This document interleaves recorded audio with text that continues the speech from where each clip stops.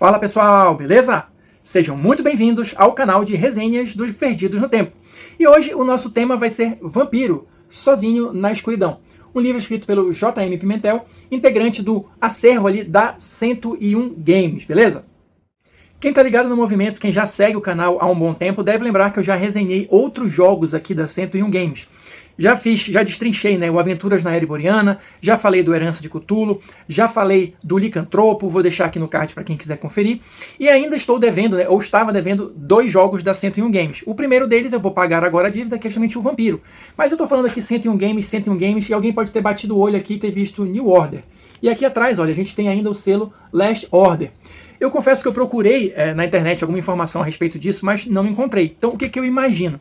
O Vampiro é um jogo de 2019, então imagino eu que tenha sido o primeiro lançamento, né, do J.M. Pimentel, antes, né, da fundação da 101 Games, porque o jogo seguinte, o Herança de Cthulhu, que é de 2020, já tem ali o selo da 101 Games, tá? E os dois jogos, e também o Licantropo e também o Bruxo, que eu ainda vou comentar, utilizam o mesmo sistema, né, o Solo 10, que foi desenvolvido pela galera da 101 Games, tá? Então, se você quiser, inclusive, acredito eu, os jogos têm uma certa conexão, uma certa similaridade, você pode fazer aí um mega crossover se você quiser, beleza? Então, ditas essas primeiras informações, né, a gente vai passar agora a conhecer um pouquinho mais do livro. Então, olha só, pessoal, o Vampiro, ele tem aproximadamente aí 80 páginas, tá? É um livro de capa cartonada, em preto, branco e vermelho, tá? Só mostrar um pouquinho do visual do livro, que acho que fica bacana, né? Deu um toque diferente essa presença aqui do vermelho. Uma coisa que é importante mencionar também, o livro tem um aviso aqui de 18 anos ou mais, justamente porque ele vai ter alguns temas pesados, vai tratar de violência e tal, de uma forma, né, que se adeque ao cenário de fantasia urbana, sombria, né, ao qual o livro se propõe. E já vou logo de cara aqui abordar o que talvez você esteja pensando aí. Vem cá, Vampiro, eu lembro do Vampiro à Máscara da década de 90. Esse livro aí é uma cópia? Tem alguma coisa a ver? É a versão nacional do Vampiro? E eu já adianto para vocês que, na minha opinião, não tem nada a ver com o Vampiro à Máscara. Claro, você vai ter vampiros vivendo numa sociedade contemporânea. Isso automaticamente vai te remeter, pelo menos acontece comigo, né, com o Vampiro, que foi um jogo que fez e faz, né, ainda muito sucesso no Brasil, mas na década de 90 meio que dominou tudo. Então é normal que você faça essa correlação, mas, de novo, na minha opinião, a proposta, a pegada do Vampiro sozinho na escuridão é bem diferente do Vampiro à Máscara. E eu vou começar aqui trazendo para vocês qual é a ideia base aqui do Vampiro sozinho na escuridão. Como é que surgem os vampiros aqui? É aquela questão de você morder e tal e criar outro vampiro? Não tem aquela ideia de linhagem aqui. Porque olha só, segundo o livro traz pra gente, como é que surgem os vampiros aqui nesse cenário? Quando uma pessoa morre, né, o corpo dela pode ser habitado ou trazido de volta à vida, vamos chamar assim, pelo que o livro chama de demônio das sombras, tá? Então, a presença desse demônio das sombras no seu corpo é justamente o que vai trazer, o que vai reanimar, né, aquela pessoa. E claro, a presença desse demônio que passa a coabitar o corpo junto com você é o que vai te conceder poderes, né, é o que vai te conceder a possibilidade de fazer coisas, né, sobrenaturais ou feitos de grande força, ou enfim, esse tipo de situação. Tudo que for extra em termos de poderes é graças à questão do demônio das sombras. E ele vai agir como se fosse uma besta querendo tomar o controle do seu corpo, tá? Então, de novo, só para diferenciar, enquanto a gente tinha no Vampiro à Máscara também a presença da besta, mas em relação àquela questão da fome, da sede de sangue e tal, aqui essa questão da besta vai ser representada pelo demônio das sombras. Claro, eventualmente ele pode tomar controle do seu corpo e ele vai também, estamos falando de vampiro afinal de contas, né? E ele vai também te promover, né, essa sede de sangue. Você vai precisar de sangue para se manter vivo ou morto-vivo, escolha como quiser, né, enfim.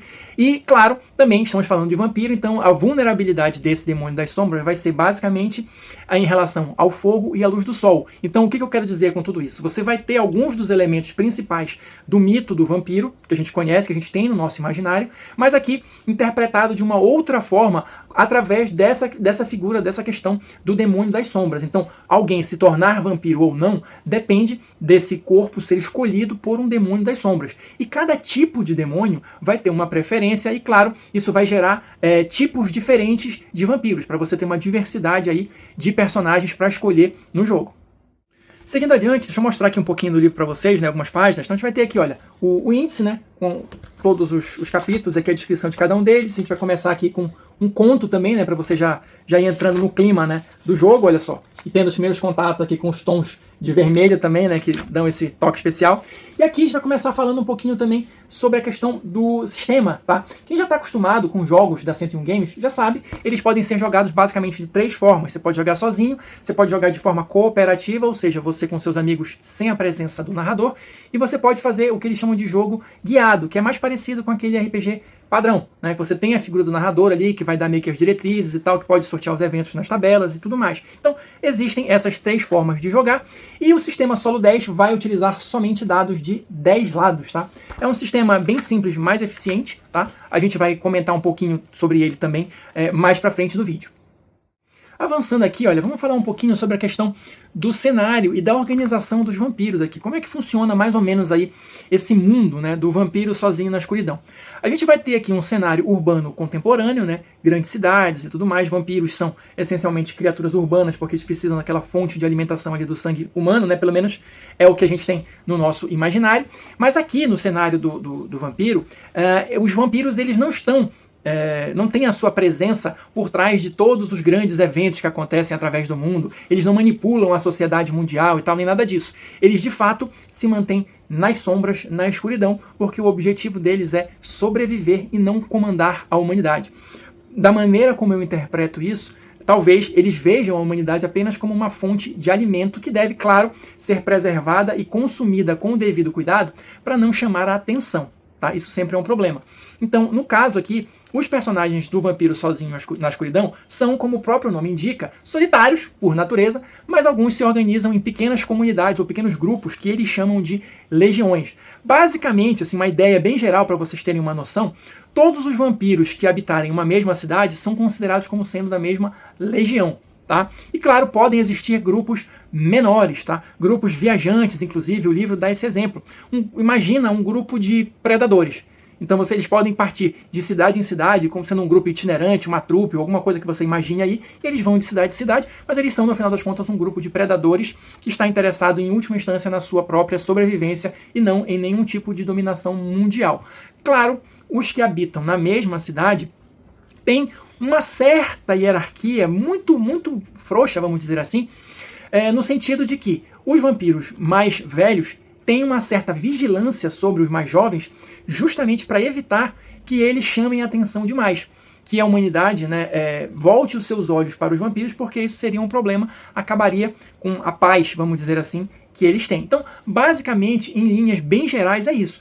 E claro, como todo local onde existe um grupo, seja de vampiros, seja de humanos, você vai ter ali possibilidade, né, de discordância, de duelos entre eles, duelos formais ou não, duelos secretos, enfim. Você vai ter ali intrigas também, né, por ganhar mais projeção ou de repente se tornar, né, o que comanda ali aquela região no sentido de ter a vigilância e tal. Então tudo isso é possível, depende também do tipo de história que você tem interesse de jogar, beleza? Avançando mais um pouquinho, vamos falar agora sobre os personagens e um pouquinho do sistema, né? Como é que você vai construir os personagens e como é que funciona de uma forma bem básica o sistema, tá? Então olha só, vou mostrar aqui no final a ficha de personagem, tá? Mas basicamente você vai ter aqui primeiro os atributos e como é que vai funcionar essa questão do sistema. Você vai ter ali 4, 3 e 2 para distribuir entre os atributos. São 3 atributos, tá? Temos corpo, espírito e mente, que é como se fosse ali, né, mental, físico e social, tá? Então você vai distribuir aí esses pontos, colocando onde você quiser. Até em versões mais recentes do Solo 10, existe a possibilidade de você criar um personagem que eles chamam de mais equilibrado. Em vez de você ter 4, 3 e 2 para distribuir, você pode ter 3, 3 e 3, tá? Claro, vai ser um personagem meio padrão. Até porque os outros atributos, né, a saúde, a postura e a vontade, eles são obtidos somando 5 ao valor que você distribuiu ao atributo que está relacionado. Então, por exemplo, corpo está relacionado com saúde. Se eu coloco corpo 4, um personagem mais parrudo e tal, alguma coisa assim, eu vou somar 5 e vou ter 9 de saúde. Se eu coloco 3 no corpo, eu vou somar 5 e vou ter 8 de saúde, e assim por diante. Então, se eu coloco 3, 3, 3, eu vou ter 8, 8, 8 em tudo. Mas, enfim, não é uma crítica, é só diferentes maneiras de você construir o personagem, beleza? Tem essas duas possibilidades. Além disso, o que você vai ter? Você vai ter as perícias. O livro vai trazer aqui uma lista de perícias, e cada perícia, qual é a função delas no jogo? Ela vai somar 2 no seu teste padrão. Se você tiver a perícia adequada, você soma 2 no teste. Se você não tiver, você não soma, óbvio. E como é que é o teste padrão? Você vai ter que jogar um D10 e você vai somar com o atributo correspondente e a perícia que se você tiver. Então, por exemplo, um teste de ataque. Você vai ter ali corpo, né, mais combate corporal. Vamos dizer que eu tenha 4 de corpo, eu tenho a perícia combate corporal, então 4 mais 2, 6. E aí eu vou jogar o D10 e somar o resultado do D10 com esses 6. Se eu não tiver, por exemplo, o combate corporal, eu vou jogar o D10 e somar só com o valor do corpo. A dificuldade padrão é 10. Então, atingindo 10 nessa soma, eu já fui bem sucedido. Tudo que passar de 10 é o que o livro chama de bônus de poder. E dependendo do teste, vai ter um efeito diferente, mas claro, sempre para melhorar a sua ação. Então, no exemplo do combate aqui, tudo que eu conseguir acima de 10 vai somar no dano. Então, se eu precisava tirar 10 e tirei 15, eu tenho 5 a mais de dano. E assim vai, dependendo de cada tipo de teste. O livro traz aqui vários exemplos para você entender direitinho como é que funciona, qual é o raciocínio por trás da coisa. Outro ponto que eu acho interessante de comentar aqui com vocês é o seguinte: você vai montar o seu personagem basicamente, ou melhor dizendo, inicialmente como um humano. Depois que você tiver a sua ficha prontinha, você vai fazer as alterações, as modificações necessárias depois que ele se tornar um vampiro. E isso vai depender da casta, né, do tipo de vampiro que ele é. Então a gente vai comentar também um pouquinho sobre cada uma das castas para dar uma ideia geral para vocês. Mas antes disso, é importante, eu quero ler esse trechinho aqui para vocês, olha. Transformado em vampiro. Como é que isso vai funcionar? Como é que para vocês entenderem direito a pegada do jogo, né? O que significa ser um vampiro aqui nesse cenário? Eu vou ler um trechinho aqui para vocês, olha só. Assim que o corpo é animado pelo demônio das sombras, ele é trazido em uma espécie de morte em vida, recuperando todos os pensamentos, experiências e conhecimentos que tiver em vida. Além disso, logo perceberá que algumas das suas características básicas foram aguçadas, dada a relação intrínseca que passa a desenvolver com a criatura que habita o seu âmago. O corpo volta a ter os sentidos e funcionalidades que tiver em vida, mas com algumas mudanças. Respirar não é mais uma obrigação, por mais que as memórias do passado acabem por induzir seus pulmões a continuar seu trabalho. Com isso, gases, fumaça e outros efeitos nocivos não fazem nenhum efeito sobre o vampiro, e ele nunca sufocará ou se afogará. Seu sistema digestivo continua funcionando perfeitamente, mas não importa a quantidade de comida e bebida que o vampiro ingira, ela nunca o saciará. Apenas o sangue, acompanhado ou não pela carne de suas presas, o alimentará a partir da sua transformação. Por fim, o vampiro manifesta características ao se alimentar e utilizar seus poderes. Seus olhos são tomados por uma sombra profunda e todos os seus dentes tornam-se pontiagudos e muito afiados. Ou seja, é uma criatura diferente também em aspectos físicos do vampiro que a gente tem na cabeça no nosso imaginário. Seguindo adiante aqui, eu vou só dar uma ideia, só ler um trechinho mesmo da descrição bem básica de cada uma das castas, tá? Então o livro vai trazer aqui 5 castas. Olha só, temos aqui Adze, demônios poderosos e nocivos advindos da África, que espalham perigosas doenças por onde andam. Gaki, mortais demônios vindos do Oriente, em especial o Japão, são silenciosos e frios como a morte. Gul, monstruosos demônios que corrompem tudo que se aproxima deles. Lilitu, demônios sensuais e belíssimos, que tentam suas vítimas e as devoram em meio à luxúria. E Virolacos, demônios bélicos e poderosos, cujo ódio e a vontade de matar correm nas veias. Então aqui uma descrição bem básica de cada uma das castas. Lógico, o livro vai trazer depois uma seção mais detalhada de cada um deles, tá? Mas só para vocês terem uma ideia aqui, a gente vai ter um histórico aqui mais ou menos, né? Como é que esses vampiros agem ou se organizam. E cada um deles vai ter, olha, emoção principal. Qual é o tipo de corpo, né, que aquele espírito, que aquele demônio das sombras busca para animar, porque isso vai fazer diferença. Cada casta procura um tipo específico de pessoa e quando essa pessoa morre, eles vão lá e habitam o corpo. Basicamente é isso. Cada uma das castas também vai ter alguma fraqueza, tá? Eles vão precisar se alimentar de um tipo de presa específica para obterem a total saciedade, vamos dizer assim, né? Se eles se alimentarem de outro tipo de presa, ajuda, mas não resolve, eles passam a ter algumas desvantagens, né, alguns efeitos colaterais, vamos chamar assim. Cada um deles vai ter, olha, bônus de atributos aqui diferentes, então por isso que eu disse, você vai montar o personagem como humano e depois, dependendo da casta que você escolher, vai ter um modificador de atributo diferente para você colocar.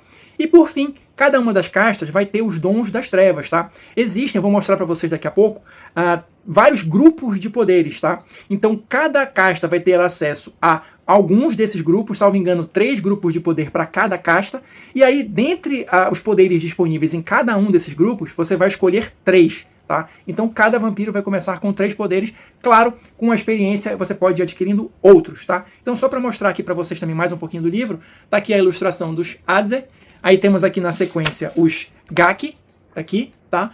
Organizados da mesma forma, com o mesmo tipo de informação, só claro, né? Adequando para a caixa específica. Aqui os Ghoul, tá?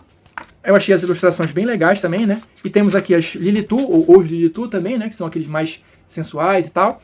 E temos aqui, por fim, os Virolacos, os mais bélicos, né? Os mais combatentes, vamos dizer assim. Então, basicamente, essas são as castas, os tipos de personagens disponíveis aqui no cenário.